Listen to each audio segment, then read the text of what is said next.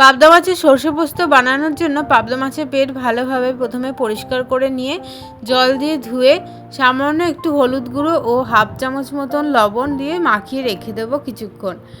এবার যেহেতু সর্ষে পোস্ত বানাবো সেই জন্য একটা মিক্সিং বলে কিছুটা পোস্ত আগে শুকনো খোলা একটু বেটে নেব, যাতে ভালোভাবে মিশে যায়, নয়তো পোস্ত ভালোভাবে বাটা হয় না।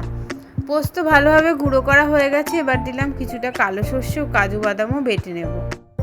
কড়াই সর্ষের তেল গরম করে দিয়ে দিলাম নুন হলুদ মাখিয়ে রাখা মাছগুলো। যেহেতু পাবদা মাছ সেই জন্য আমি ঢাকা চাপা দিয়ে ভাজবো। বাদবাকি মাছটা কিন্তু এইভাবেই ভাজা হবে, কারণ যেহেতু পাবদা মাছ প্রচুর ঘাটে সেই জন্য ঢাকা চাপা দিয়ে রান্না করাই ভালো।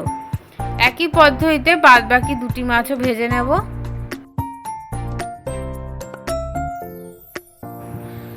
সর্ষে পোস্তর জন্য দিয়ে দিলাম কড়াই কিছুটা কালো জিরে ও শুকনো লঙ্কা ফোড়ন। সুন্দর গন্ধ ছাড়লে দিয়ে দিলাম আধখানা কেটে রাখা টমেটো ও কিছুটা আদা বাটা। আদা এখানে আমি থেঁতো করে দিয়েছি, পুরোপুরি মিহি করে বাটিনি। আর সাথে দিলাম কিছুটা চেরা কাঁচা লঙ্কা, স্বাদ মতন লবণ ও একটু হলুদ গুঁড়ো। সমস্ত কিছু বেশ ভালোভাবে নাড়াচাড়া করে নেব। সমস্ত মশলা ভালোভাবে মিশিয়ে নেওয়া হয়ে গেছে। এবার দিয়ে দিলাম পরিমাণ মতন জল।